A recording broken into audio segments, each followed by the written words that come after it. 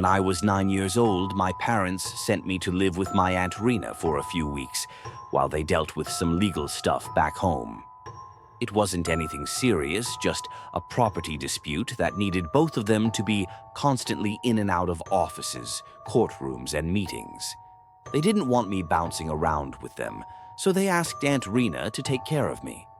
She lived alone in northern Idaho in a small 2-story house nestled against a thick wall of pine trees, the kind of place that always smelled like sap and old wood.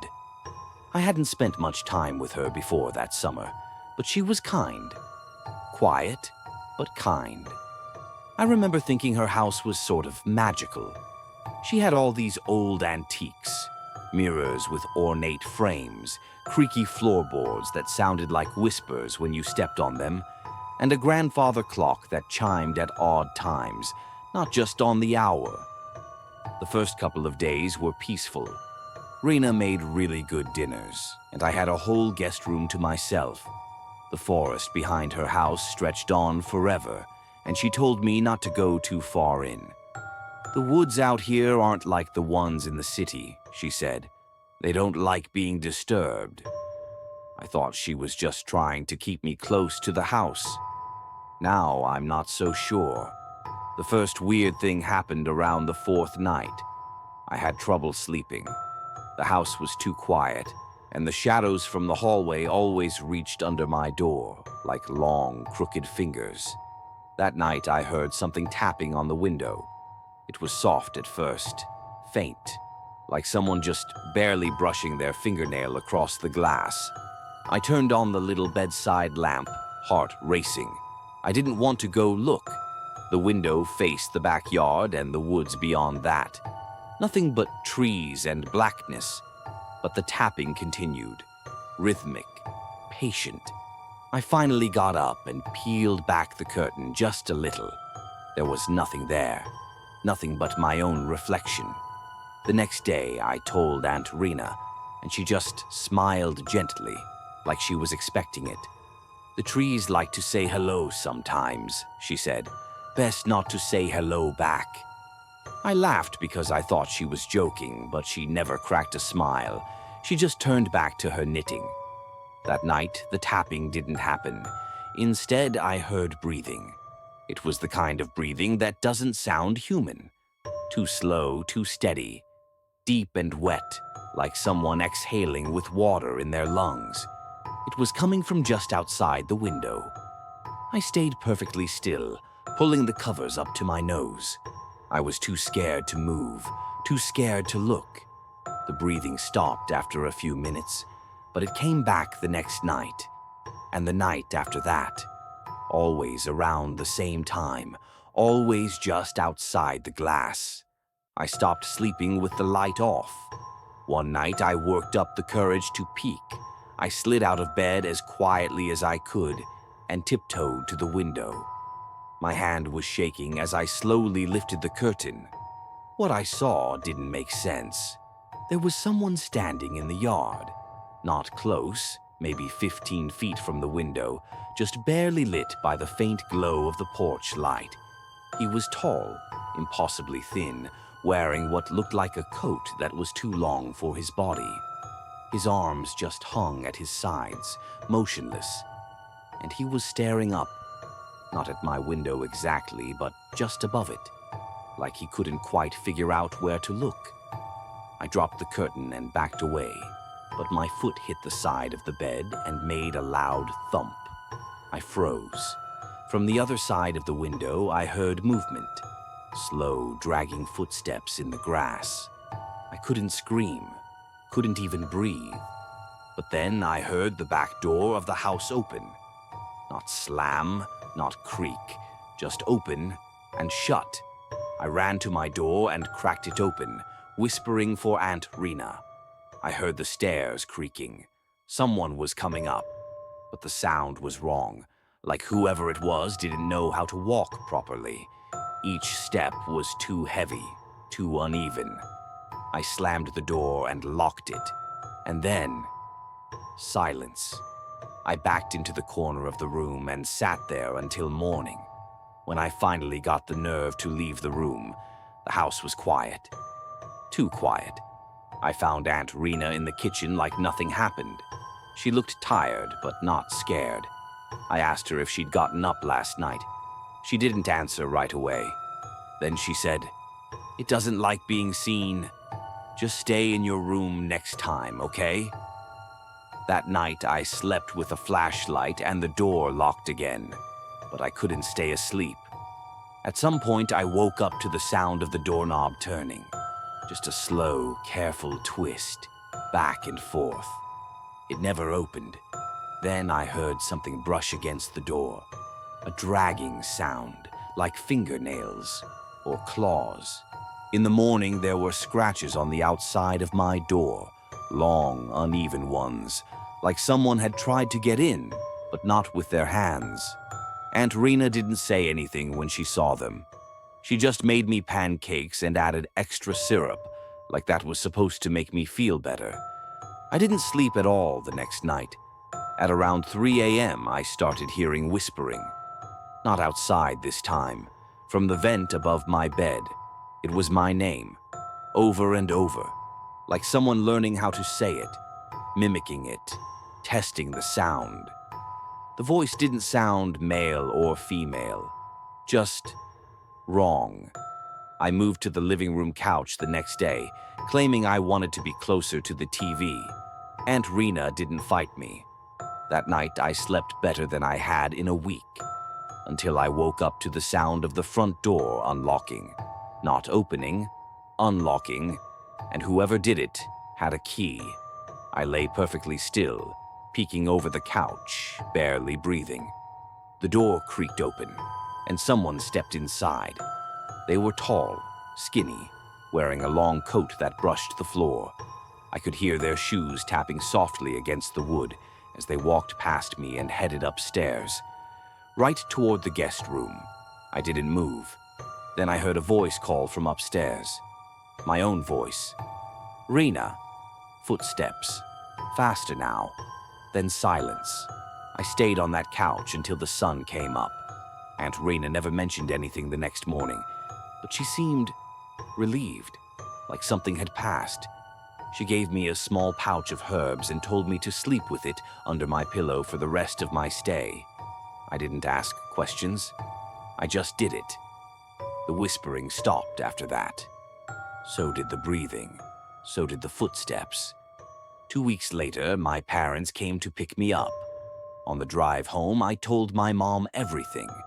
She didn't laugh. She didn't scoff. She just asked, "Did it try to come inside?" I asked her what she meant. She said, "That house has always had a visitor. It's why we never stayed there long." I never saw Aunt Rena again after that summer. But sometimes when I stay somewhere new, especially alone, I'll hear a light tapping on the window, just once, as if it's checking, waiting, to see if I remember. My name's Jake. I'm 31 years old, and last year I took a job maintaining properties for a rental company in western North Carolina. It wasn't glamorous work, mostly cleaning out old cabins, checking septic tanks, keeping the pipes from freezing in the winter. They paid me enough to get by, and the hours were flexible, which I liked. One of the perks was that I could stay in any of the vacant properties if I needed to. Most of them were off the grid, quiet little cabins way up in the woods. The company owned maybe 15 or 16 of them, scattered across the mountains. One night in November, I was assigned to check on a cabin near Lake Avon. No guests had rented it in months, and the owner requested a routine inspection. No big deal.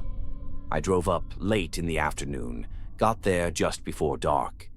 The place was deep in the forest, no cell service, one narrow gravel road in and out. The cabin was small, one floor, with a steep pitched roof and a crawl space attic. It had electricity, but no Wi-Fi, no cable. Just a bed, a stove, and a battery radio. The kind of place people rent when they want to disappear for a while. I did my inspection, Made sure the water was running, flipped the breakers, checked for pests. Everything looked fine. I figured I'd stay the night to save gas and finish my report in the morning. I made dinner and sat out on the porch with a flashlight and a beer. It was quiet, almost too quiet. No crickets, no wind, just the sound of my own chewing and the occasional groan of the old wood shifting in the cold. I went to bed around 10. The bedroom was in the back of the cabin, and the mattress was old and stiff. I lay there for a while, listening to the silence.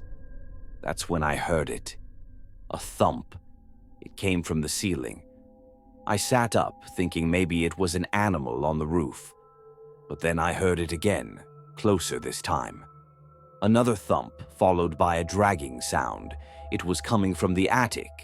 Now this place didn't have a proper attic door, just one of those square panels in the hallway ceiling. No stairs, just a pull cord. I told myself it had to be a raccoon or a possum, but I couldn't sleep. I grabbed my flashlight, walked into the hallway, and stared up at the panel. Nothing. I stood there for a long time just listening, but the sounds had stopped. Eventually, I went back to bed and tried to sleep. Around 3 a.m., I woke up to the sound of footsteps. They were slow, deliberate, right above me. I laid there frozen, staring up at the ceiling, barely breathing. Then I heard something worse. I heard a voice. It whispered, low and hoarse, "Jake." It said my name. I bolted upright, heart pounding. I grabbed the flashlight and stormed out into the hallway. The attic panel was still shut. I stood under it, listening again. Dead silence. I don't know what I was thinking, but I pulled over a chair and stood up on it. I pushed at the attic panel and it creaked open, releasing a puff of cold, dusty air. I aimed my flashlight into the crawl space above. Just beams, insulation, and blackness. I scanned slowly. Nothing. I shut the panel and backed off the chair. I didn't sleep the rest of the night. The next morning, I did a more thorough check of the cabin. There was no sign of forced entry, no footprints outside, nothing missing. I convinced myself it was just a vivid nightmare, maybe a half-asleep hallucination. I wrote up my report, locked up the cabin, and drove back into town. I wasn't scheduled to return to that property again, but 2 weeks later, the office asked me to head back. A couple had booked it for a weekend, and when they arrived, they found the place trashed. Nothing stolen, just weird. Furniture moved, dishes stacked in the bedroom, a rotting dead squirrel placed neatly on the kitchen table. They left the same night. I agreed to go back, but I brought someone with me this time, my coworker, Rich. We got there late in the afternoon and started going through the cabin. Nothing looked broken, but it was definitely disturbed, like someone had been living there. We searched the whole place, found no one, until we got to the attic. Rich pulled the panel open and the smell hit us immediately. Something foul. We climbed up with masks and gloves, and in the back corner of the attic, behind a beam, we found it. A bedroll, a lantern, cans of beans, and a notebook. The notebook was full of drawings, faces mostly, dozens of them, all staring wide-eyed. Some had names scribbled under them. One page had my name, Jake, written over and over. Rich wanted to call the sheriff, but I didn't want to deal with the questions. We burned the bedding and cleaned everything out. I told the company we should take that cabin off the rental list. They didn't listen. About a month later, a young woman rented the place for a solo writing retreat. She was supposed to stay 4 nights. She left after 1. When she returned the key, she didn't say much, just looked shaken. But she left a note in the mailbox. It said, "There's someone in the attic. He whispered my name, and he said he remembered yours." After that, I refused to go back. I quit the job 2 months later. I still don't know who he was. Maybe someone hiding out for years. Maybe just a drifter who got too comfortable.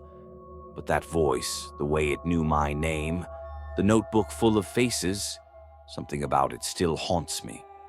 I moved to a different state. I live in a city now. I haven't been in the woods since. And sometimes when the house is quiet, I still hear that whisper. Jake. When I was 12, I spent my summer vacation at my aunt's house. It wasn't anything fancy, just a small old home at the edge of a forest. My aunt had always been a bit of a recluse, living by herself in the woods. But I thought it was cool. The woods were huge, and my cousins and I used to explore the nearby trails for hours. We always made sure to stay close to the house because, well, the woods at night felt different, more alive somehow. That summer, my cousin Sam and I decided we were going to find something new, something big, in the forest. We'd already explored all the usual spots, the creek, the old stone wall that marked the boundary of the property, and the small abandoned barn on the far side. But there was one place we hadn't dared to go yet, the old cabin. It wasn't much more than a shack, really, but it was hidden deep in the woods, and no one ever talked about it. Sam had heard rumors from some of the older kids in town.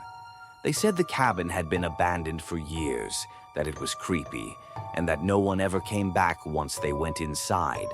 Naturally, that made it sound like the perfect place for us to explore. One afternoon, after lunch, we decided it was time to go. We grabbed our backpacks, filled them with snacks and a couple of flashlights, and set off toward the woods. My aunt warned us not to go too far, but we didn't listen. We figured we'd be back in a few hours anyway. The woods were quiet that day, almost too quiet. The usual sounds of birds and insects were missing.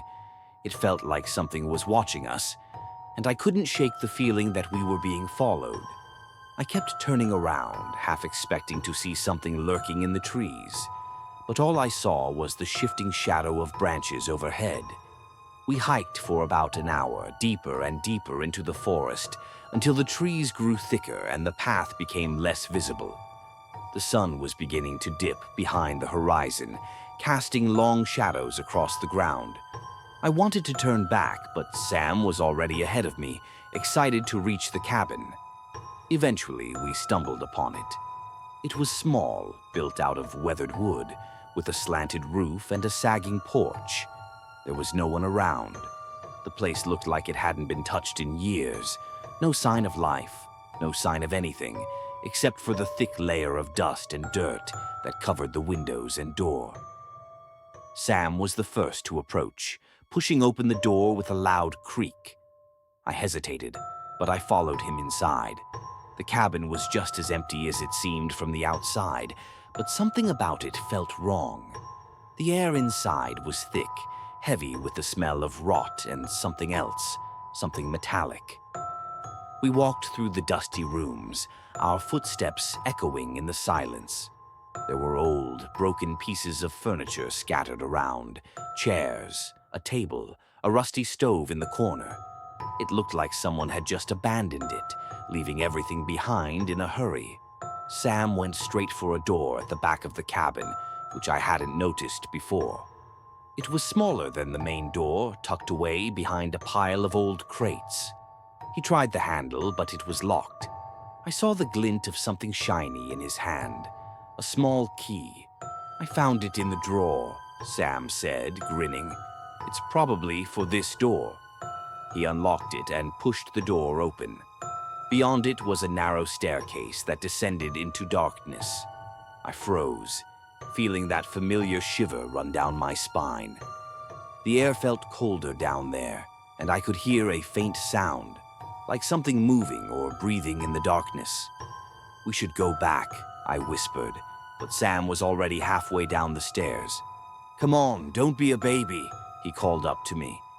"It's probably just some old storage space." Against my better judgment, I followed him. The stairs creaked beneath our feet as we descended. When we reached the bottom, Sam turned on his flashlight. The beam cut through the thick darkness, revealing a small, dimly lit room.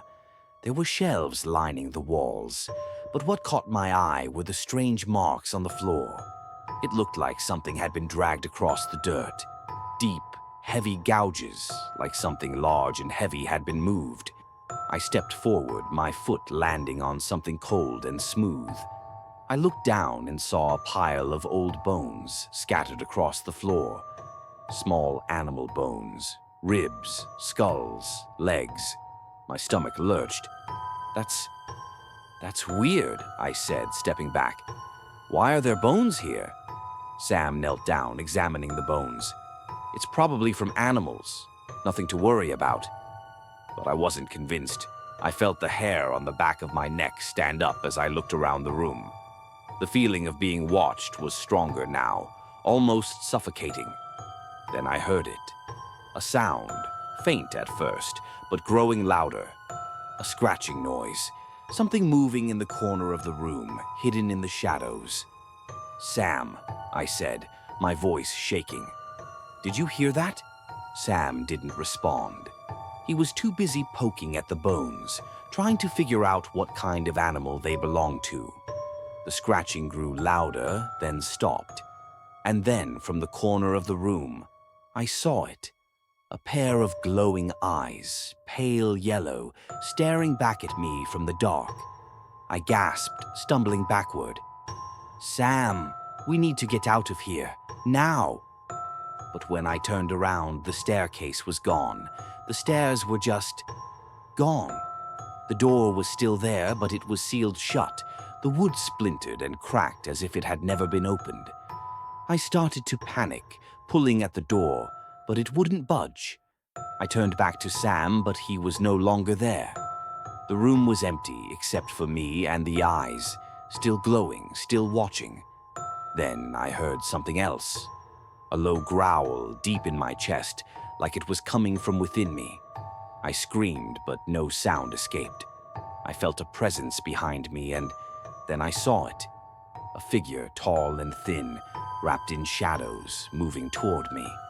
The eyes, still glowing, were now surrounded by a grotesque face, twisted and hollow, the mouth stretched wide in a silent scream.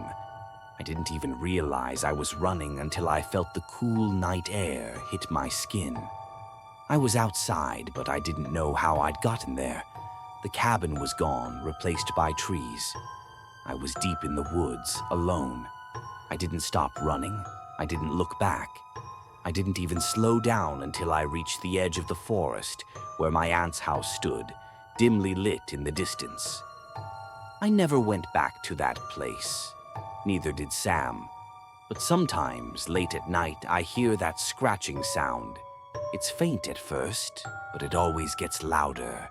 And I know deep down that something is still out there, waiting. If you would like to share your story, please email us. And don't forget to subscribe.